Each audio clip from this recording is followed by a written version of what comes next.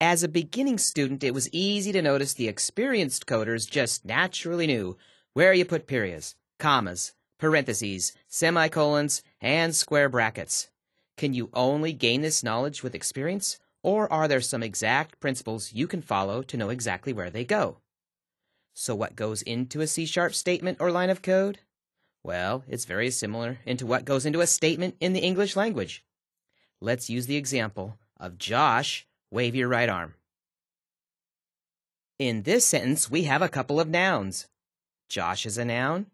Right arm is a noun that is a part of the noun Josh. We have a verb that represents actions of the nouns. Wave is a verb, and wave is an action that's supposed to be performed by the right arm. Finally, how do we know we've come to the end of this statement or sentence in the English language? The period represents the end of the sentence. So let's build off of what we know. Let's compare English grammar to C# grammar. Now in English, you would say, Josh, wave your right arm. In C#, you would say, Josh, dot right arm, dot wave, and then end with a set of parentheses followed by a semicolon indicating the end of the sentence or statement. C# objects, like nouns, in English, represent things. Josh is a thing, right arm is a thing. Next, C# methods, which is like a verb, it's an action, represents actions for an object. In this case, wave is an action of the right arm, not of Josh directly, but of his right arm.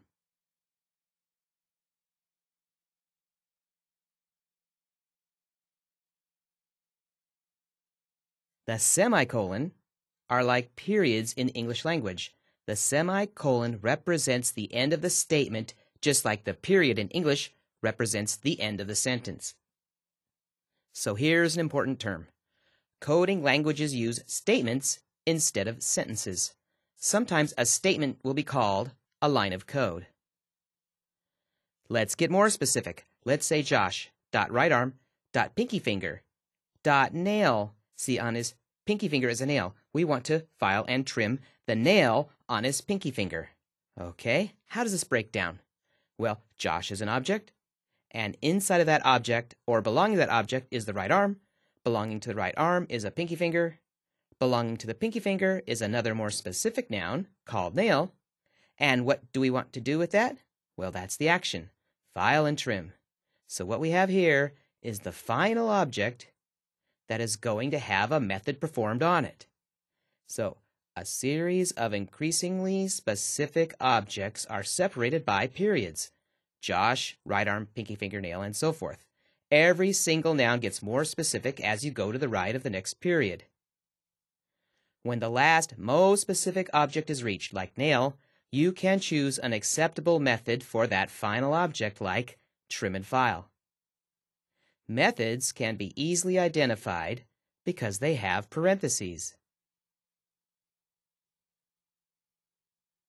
The folder structure to be ready for this section and ensuing labs means you have the Joes to Pros folder on the C drive, which has a C# 2012 folder in it.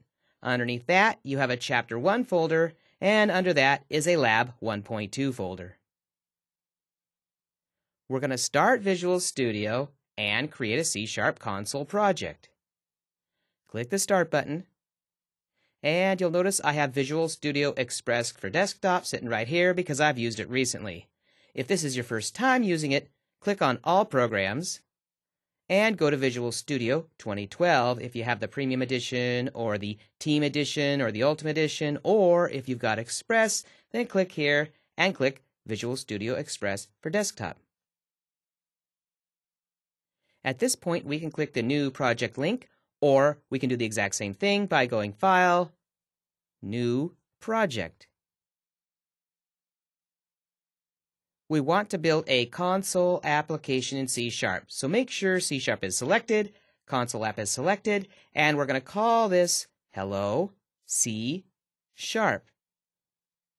And make sure to change your path to the C:\Joes to Pros C# 2012 Chapter 1 Lab 1.2 folder.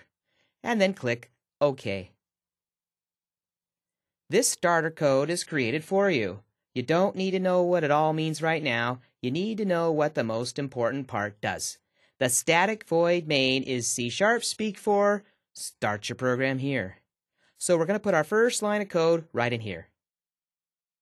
Now what we want to do is display a message to the console. The console is like that DOS box. So the first line of our main method will say console.writeLine. And inside the parentheses, we get to put in any message we want. Here, we're going to put hello C#.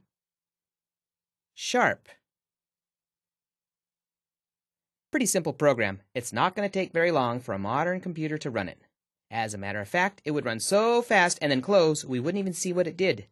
So let's put a second line in there that waits until the user presses a key. That's console.readKey. Excellent. Now we can save our project, and let's say you accidentally closed your program.cs file and now you don't know where your main is. The program.cs file was created by default and it contains our main method. The project's still open, but we can't see main. If you look over to the right, you see your Solution Explorer. And if you double-click program.cs, it will pop back up the code that's behind it, which is where the main method is. One more quick thing to show you. Let's use this as an example. Let's make a spelling error, or at least a C# error. Now, C# is a case-sensitive language. If you get the wrong case, it results in an error message. For example, read key with a capital R. What if I change it to a lowercase r? It's going to give me red underline. That would be an error, and this program won't run. But even before we run it, the development environment of Visual Studio senses that there's an error here, and it spots exactly where the error is. Change that R back to a capital R, and the red underline goes away. Very good suggestions on how to write C# code come out of the integrated development environment known as Visual Studio. Okay, here's where we left off. We wrote a program, but we didn't run it yet. Now you can run your program by pressing the F5 function key, or you can click this green play button that says Start. Let's click the button. Up pops the console that says Hello C#. The second line has not run yet, the read key line, and it won't run until I actually press a key on the keyboard. Once that's done, the application's done and it closes.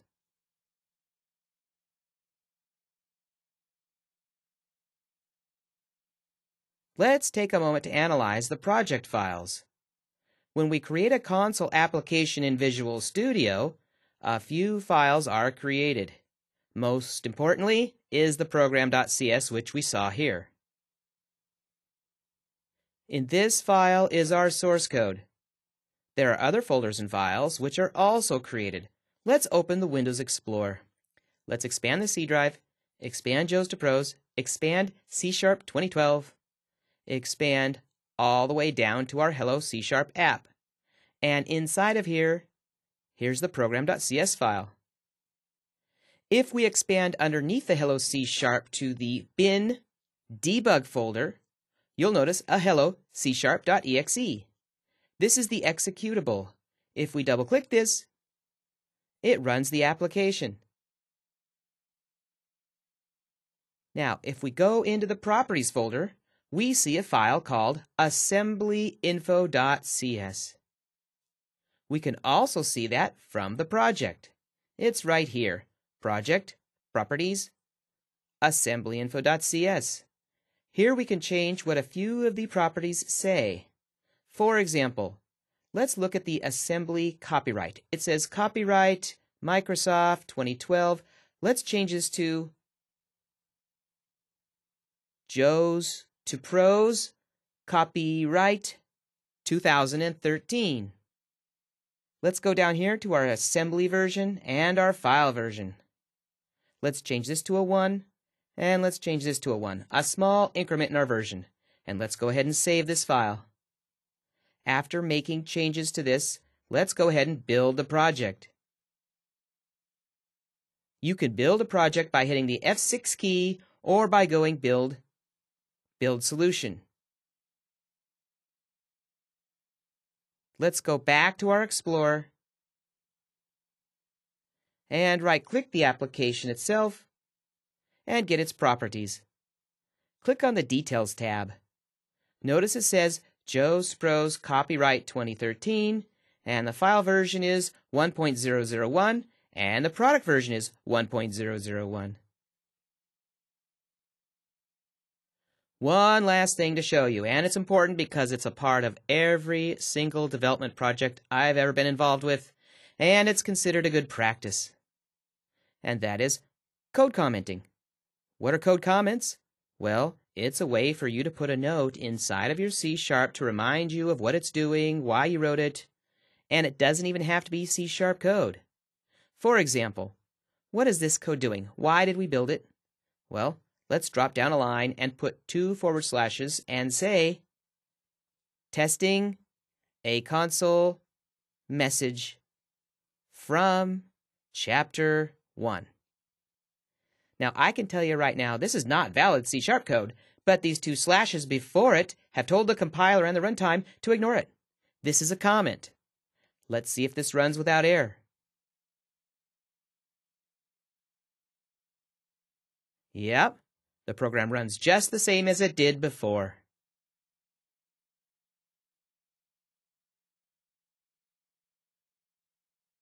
Time for Lab 1.2, Skill Check 1.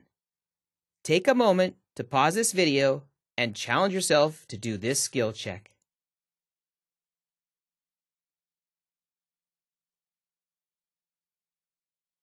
Skill Check 2. Take a moment to pause this video and challenge yourself to do this skill check.